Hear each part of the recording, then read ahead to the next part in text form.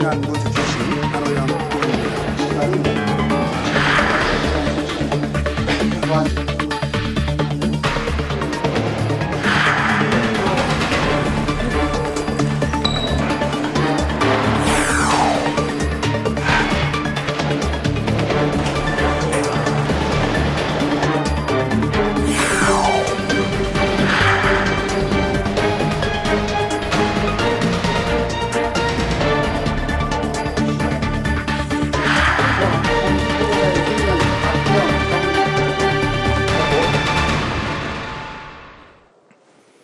각 상임위의 과제와 운영 방향을 통해 22대 국회를 전망해보는 시간입니다. 파워 인터뷰 상임위원장에게 듣는다.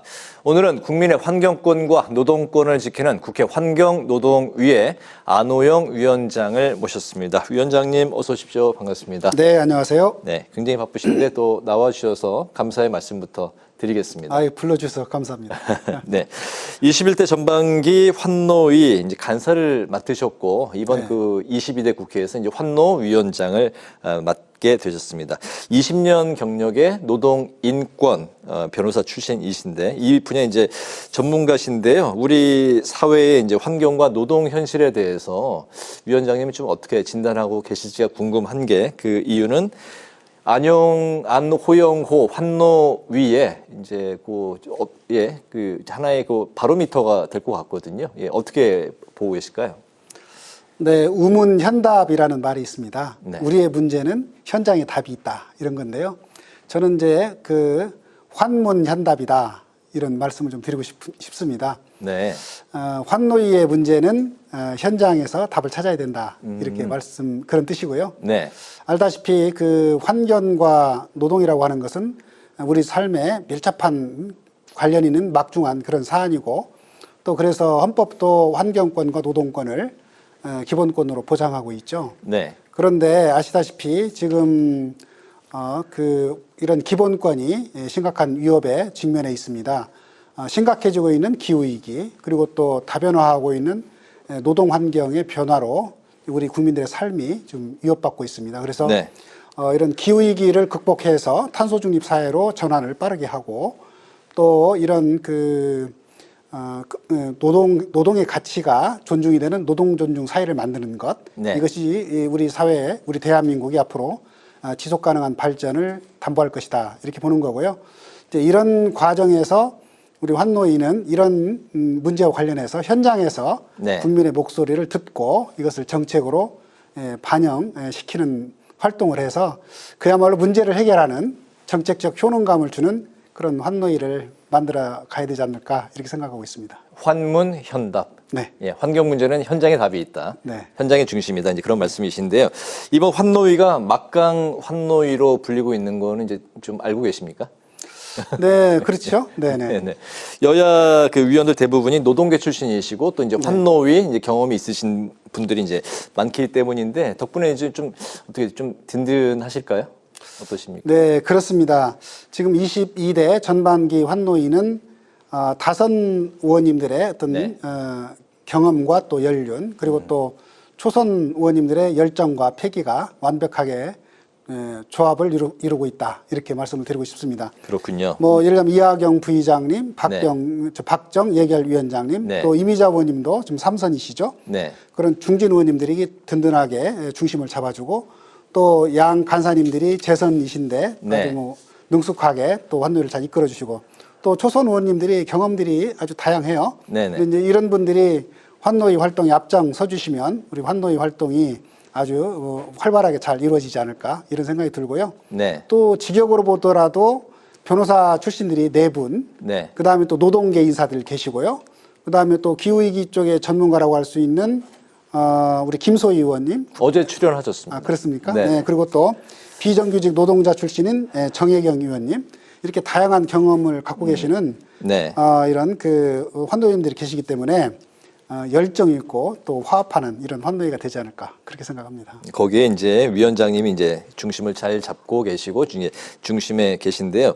21대의 대통령 거부권 행사로 이제 폐기가 됐었던 노란 봉투법이 오늘 이제 법사위를 통과했습니다.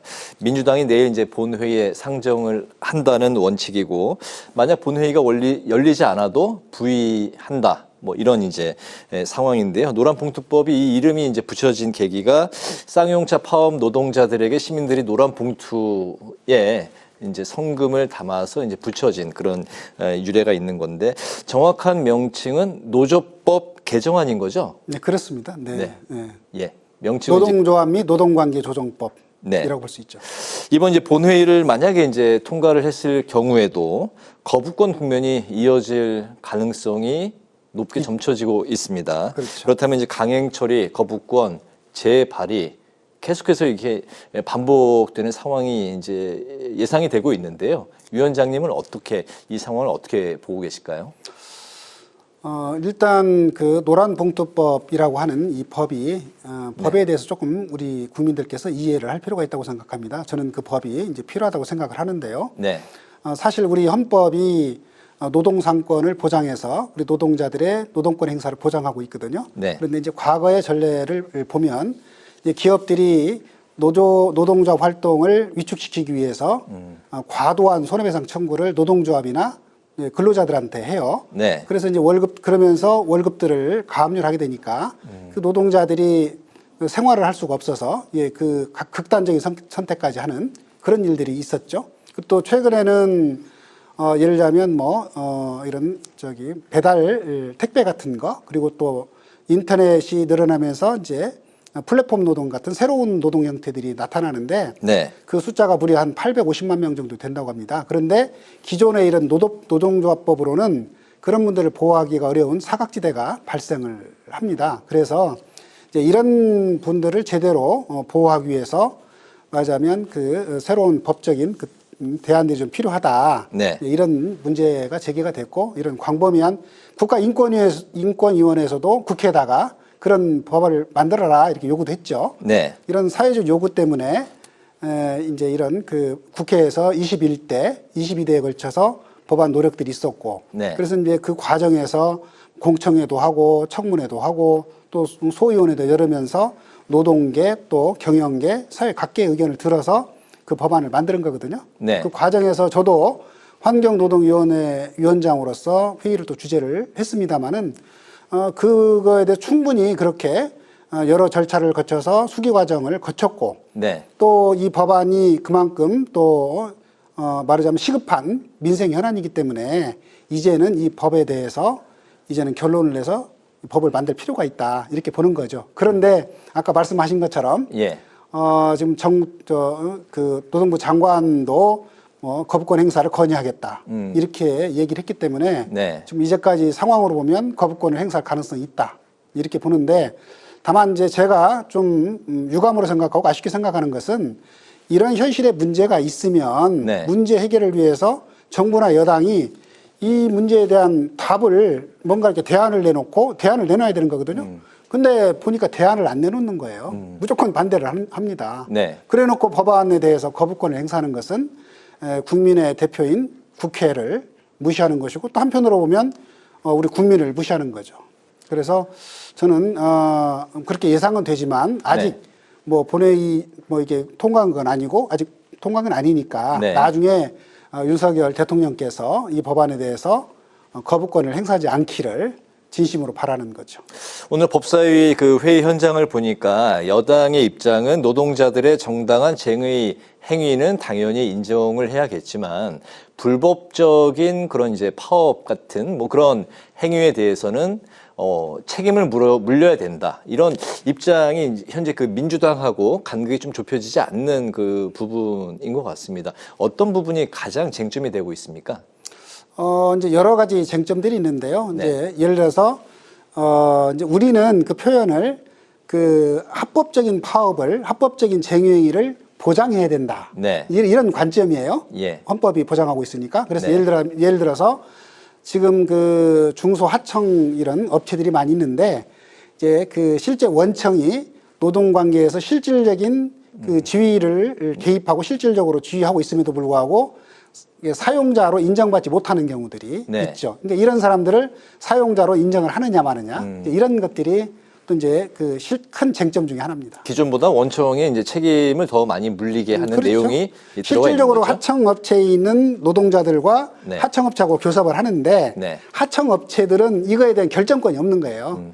원청에서 결정권을 갖고 있는데 하청업체 대표는 말하자면 우리는 그 결정권이 없다 얘기를 하고 원청은 우리는 사용자가 아니다. 네. 계약을 안 했으니까 이렇게 얘기를 하니까 노동자들 같은 경우는 좀 상당히 힘든 상황이죠. 거기에 이제 노동자들의 이제 정당한 쟁의 행위까지 위축되지 않도록 해야겠다라는 내용도 그렇죠. 함께 이제 주장을 하고 있는 이제 그런 상황입니다. 그 31명의 사상자를 냈던 화성공장 참사가 이제 벌써 한 달이 지났습니다. 유족들은 아직도 진상규명 그리고 이제 네. 책임자 처벌, 지원책 마련을 이제 촉구하고 있는 상황인데요. 사고 당시 위원장님께서도 이제 사고 현장에도 다녀오신 걸로 알고 있는데 위험의 이주화, 외주화가 아니라 이제 위험의 이주화 이야기도 나올 만큼 외국인 노동자들의 그 노동 인권에 대해서 이제 많이 이야기가 나오고 있습니다. 더불어서 이제 화학물질 관리까지 참사 이후에 이제 환노위에서 좀 어떤 논의들이 오고 가고 있습니까? 네. 참 저도 그 현장에 가봤습니다만은 네. 너무도 안타깝고 참담한 현장이었습니다. 우리나라가 참 부끄럽게도 그 배터리 제조에 있어서는 선진국인지 몰라도 산업 안전에 있어서는 참 후진국이다. 이런 것들을 느끼는 이런 계기가 됐고요. 네. 정말 이번 계기를 통해서 이런 산업 안전에 대해서도 우리 사회가 책임의식을 높여야 된다. 이런 생각을 다시 하게 되는데요. 거기는 아까 이제 말씀도 잠깐 했습니다마는 그 배터리를 말하자면 그 리튬 배터리를 제조하는 과정에서 외국인 노동자들이 거기 와서 이제 아마도 이제 도급 형태로 파견 형태로 와서 일을 했죠. 그러다가 네. 이제 사고가 나서 큰 사상이 났는데 결국 이제 이 문제를 해결하기 위해서는 이제 외국인 노동자들이 일을 할 때 아리셀의 직원이 아니라 거기에 있는 하청업체의 또 직원으로 이렇게 좀 보여요. 그래서 이 불법 파견이 정당한 것인지 물론 수사 중에 있습니다만은 이 불법 파견인지 여부에 대해서도 지금 더 조사가 돼야 될 부분이 있고 네. 두 번째는 그 아리셀 같은 경우가 상당히 영세하거든요. 근데 이 영세한 경우에 이제 외국인 노동자들이 거기서 일을 하게 되는데 이 산업 안전 문제에 대해서는 그 기업이 부족한 부분들이 있기 때문에 네. 산업 안전 보건 체제에 대해서 국가가 여러 가지 측면에서 컨설팅을 하는 거, 시설 등등 여러 가지 측면에서 지원을 해야 될 필요성이 좀 상당히 크다. 이런 부분이 있고 또 한 가지는 그 앞으로 우리가 지금 그 외국인 노동자들이 한 100만 정도 된다고 합니다. 네. 그런데 이런 분들이 위험한 현장에서 일들을 하는 경우가 많은데 그런 분들의 그 안전을 좀 더 보장하기 위해서는 그 예를 들면 취업 교육 같은 걸 할 때 네. 그 안전 교육을 제대로 할 필요가 있다. 그리고 안전에 대해서는 그 송출국 다시 말해서 그 나라의 어떤 언어로 이렇게 그 산업 안전에 관련된 교육들도 더 잘할 필요가 있다고 생각이 들고요. 그 다음에 이제 이게 지금 리튬 배터리가 말하자면 화재가 나고 폭발한 거 아닙니까? 네. 그런데 이제 이 보통은 환경부에서는 이제 그 원료 물질의 화학 물질의 안전성 여부나 이런 것들을 주로 보는데 네. 제조물에 대해서는 약간 관심이 말하자면 사고가 안 나니까 이제까지는 그 관리의 사각지대처럼 그렇게 돼 있다고 봐요. 그래서 앞으로는 이런 소방 문제가 있기 때문에 앞으로 환노위하고 행안위하고 같이 이런 리튬 배터리의 그 소방 화재를 어떻게 예방할 건지 이런 점에 대해서도 좀 더 같이 회의를 열어서 대책을 세워야 될 것으로 생각합니다. 그렇군요. 제가 이제 인터뷰를 하다 보면 제가 이제 질문을 던지고 상대방의 이제 그 말씀을 잘 경청을 하는 게 좋은 인터뷰다. 저도 이제 그렇게 생각을 하고 있는데 바로 위원장님이 경청의 달인이라는 별명을 또 갖고 계신다고 들었습니다. 네. 전주페이퍼 청년 노동자 사망 사고에서도 커다란 역할을 이제 하셨습니다. 2박 3일간 노사 양측의 이야기를 많이 경청을 해 주셔서 사건이 이제 좀 많이 좁혀지는데 큰 이제 그 다리 역할을 하셨다고 들었는데요. 노사 관계가 참 입장 차이를 좁히기가 이제 참 어려운 건데 양측의 이야기를 잘 듣는 그 입장 차이를 좁히는 어떤 그 비결 같은 게 있습니까? 저는 이제 어떤 문제든지 머리를 맞대고 논의를 하면 네. 쉽지는 않겠지만 결국은 해결할 수 있다. 네, 이런 생각을 갖고 있습니다.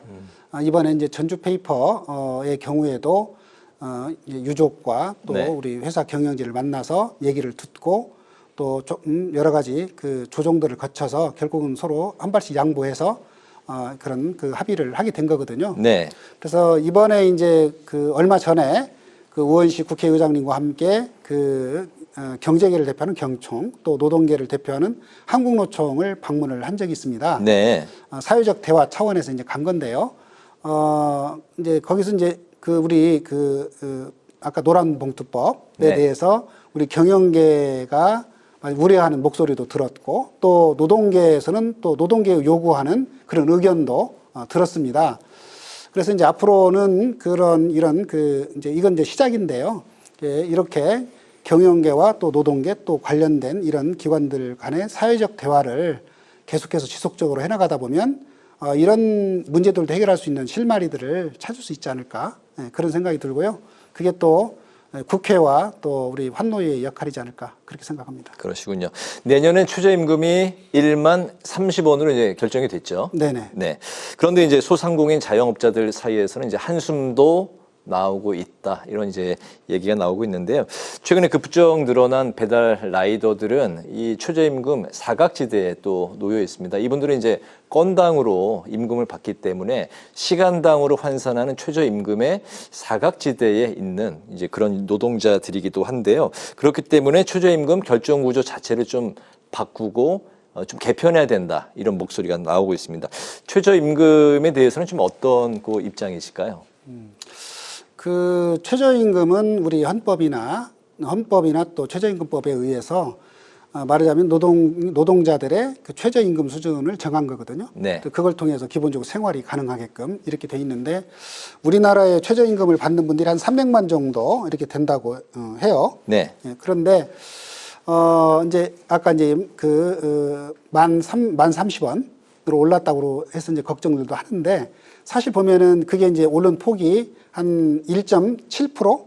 1.7% 정도 올랐는데 네. 소비자 물가 상승률은 2.6%예요. 그러니까 따지고 보면 사실은 실질 임금 더 깎인 상황이니까 이제 그렇게 많이 올랐다고 보기는 좀 어려운 그런 측면이 좀 있죠. 네. 그러나 이제 영세, 자영업 또 소상공인들 입장에서는 또 부담되는 것도 이제 사실인데 그렇다고 해서 이제 예를 들면 이걸 업종별로 최저임금 수준을 낮추자 이런 부분들은 아까 최저임금의 성격이 네. 최저의 수준을 보장하자는 취지이기 때문에 거기에는 좀 맞지 않고 말하자면 자영업자들도 어렵지만 더 어려운 게 이런 최저임금을 받는 분들이기 때문에 국가가 별도로 말하자면 소상공인 자영업자들을 위해서는 별도의 지원 프로그램을 만들 필요가 있다. 네. 그래서 이 문제를 해결하는 게 맞지 을과 병이 싸우는 형태로 해결해서는 안 된다. 그런 생각 갖고 있고요. 네. 아까 이제 배달라이더라든가 이런 문제 같은 경우에도 새롭게 등장하는 이런 그 노동 형태이기 때문에 사실 아까도 말씀드린 것처럼 어려운 점이 있어요. 노동법을 적용하기가. 그런데 이제 미국 같은 경우에는 우버 택시 기사에 대해서 네. 일종의 표준 임금제를 이렇게 시행한다고 합니다. 그래서 우리도 이제 그런 새로운 형태에 맞는 이런 표준 임금 체계 제도를 도입할 필요가 있다. 그걸 좀 검토할 필요가 있다. 이렇게 생각하고요.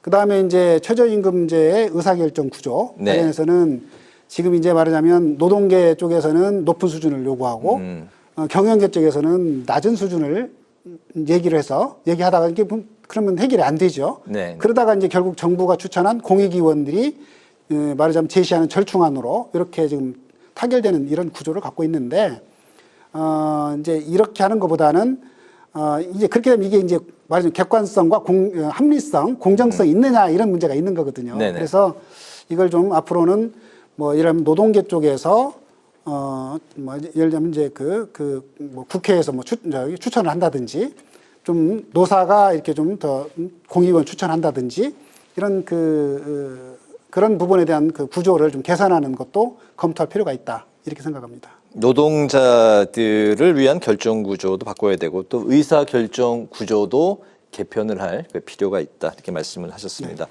올여름 날씨가 참 알 수 없는 것 같습니다. 그렇습니다. 네. 그렇습니다. 오늘 굉장히 이제 더웠던 날인데 1973년 이후 6월에 이제 평균 기온이 최고로 이제 기록을 했었고요. 또 도깨비 이제 폭우라고 이제 불리고 있는 여러 가지 상황 때문에 침수 피해도 이제 발생을 했습니다. 위원장님께서는 이제 21대에 기후 위기 대응법을 이제 발의를 하셨었고 국회 기후 변화 포럼 활동도 하고 계신데요.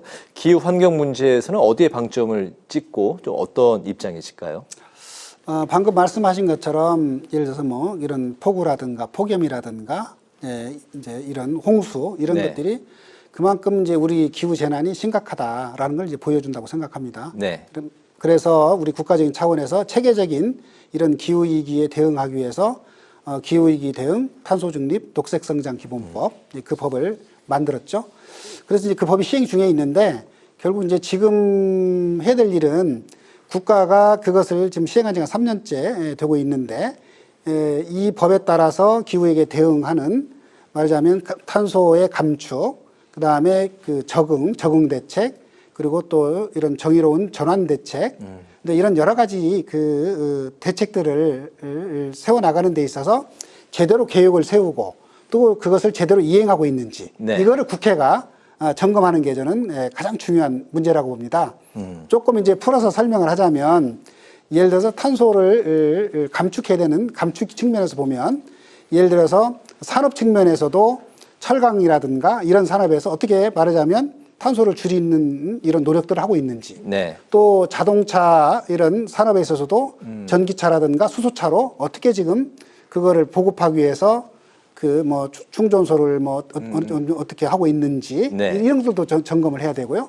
또 재생에너지 부분도 빨리 이렇게 말하자면 전환을 해야 되거든요.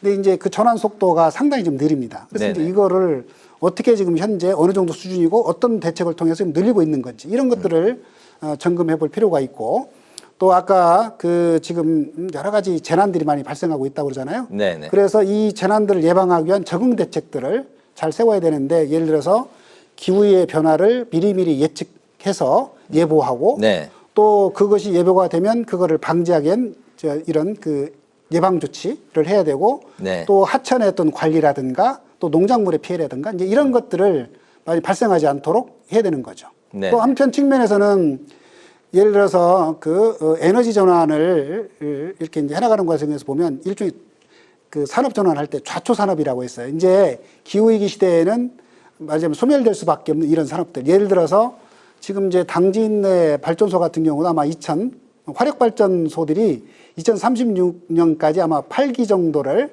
폐쇄하도록 돼 있을 겁니다.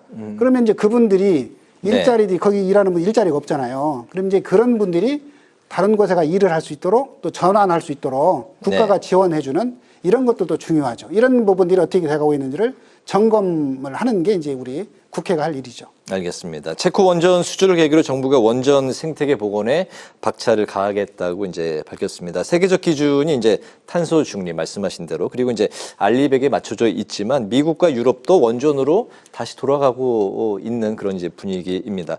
에너지 정책 좀 어떻게 중심을 잡아야 될까요? 에너지 전환은 그 우리가 탄소 감축에 있어서 가장 핵심적인 중요한 부분이거든요. 왜냐하면 탄소 배출하는 데 있어서 네. 에너지가 차지하는 비중이 약 38% 정도 됩니다. 그래서 이 문제를 잘 해결을 해야 되고 저는 결론적으로는 우리 방향은 이렇게 탄소를 배출하는 화석연료, 화석 발전이죠. 네. 그거는 그 화석 발전과 또 위험한 원전 같은 경우는 단계적으로 축소를 하고 장기적으로 이 재생에너지 비중을 높여가야 된다. 이렇게 보고 있죠. 알겠습니다. 김문수 경제사회노동위원장이 새 고용노동부 장관 후보자로 이제 지명이 됐는데요. 이제 인사청문회를 이제 거쳐야 될 텐데 인사검증 좀 어떤 부분이 중점적으로 좀 밝혀져야 된다고 생각하십니까? 그 김문수 후보자에 대해서는 네. 2022년도에 경산호위 위원장으로 이제 추천을 했을 때 네. 그때 노동계에서는 반노동 인사다 이런 비판들이 있었고 그리고 또 언론 보도에 의하면 여당 내에서도 예를 들면 태극기 세력을 이끌던 사람이 어떻게 말하자면 그 노동 그 개혁 정책을 할 수 있겠느냐 이런 우려의 목소리도 있었어요. 네. 그래서 제가 봤을 때는 앞으로 이 환경노동위원회에서 인사청문을 해야 될 텐데 결국은 다양한 구성원들의 어떤 대화와 타협을 통해서 각종 노동 현안들을 이제 풀어가야 할 텐데 노동 장관이 네. 과연 그런 거를 잘 할 수 있을 것인지 이런 점들을 좀 초점을 맞춰서 검증할 필요가 있다고 생각합니다. 알겠습니다. 환노 이제 위원장을 맡으시면서 위원장님이 이제 개인적으로 이건 꼭 환경 노동 분야에 내가 입법과 또 정책으로 꼭 구현하고 싶다. 그런 부분이 있으실까요?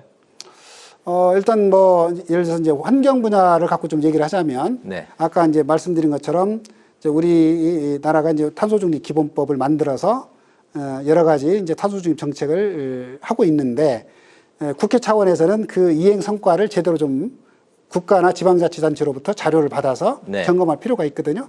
근데 이제 근데 이게 조금 그 법이 좀 미비해서 자료 입수가 잘 안 됩니다. 그래서 이런 자료 요구권을 네. 좀 받을 수 있도록 그 하는 게 좀 필요할 것 같고요. 예. 그 다음에 이제 에너지 측면에서 보면 지금 우리가 재생에너지 비율 한 8% 정도 되는데요. 네. 유럽은 한 45% 됩니다. 그만큼 상당히 우리가 시급하죠. 그래서 시급하게 이 재생에너지를 늘릴 수 있도록 예를 들어서 그 풍력 발전에 있어서도 원스톱으로 좀 네. 신속하게 하고 또 그 농사를 지으면서도 또 재생에너지를 만들 수 있도록 영농형 태양광을 좀 확대할 좀 필요가 있다고 봐요. 네네. 그리고 이제 또 지금 우리 기업들이 사실은 적극적으로 이 탄소 절감, 그러니까 탄소 중립에 이제 적극적으로 참여를 해야 되는데 네. 그러려면 그 탄소 배출권 거래 측면에서 봤을 때 무상 할당을 줄이고 유상 할당을 늘려야만 또 기업들이 적극적으로 참여할 수 있거든요. 이런 네. 부분들은 시급하다고 생각을 하고 노동 분야에 있어서는 지금 그 작년에 그 임금 체불된 사람들이 역대 최고로 제일 많다고 합니다. 네. 그래서 그 임금 체불 문제를 해결할 수 있도록 하는 법안 여러 가지 뭐 이러면 뭐 징벌적 손해배상 등등을 포함하는 여러 가지 그 법안들을 좀 빨리 만들 필요가 있다 이런 생각이 들고요.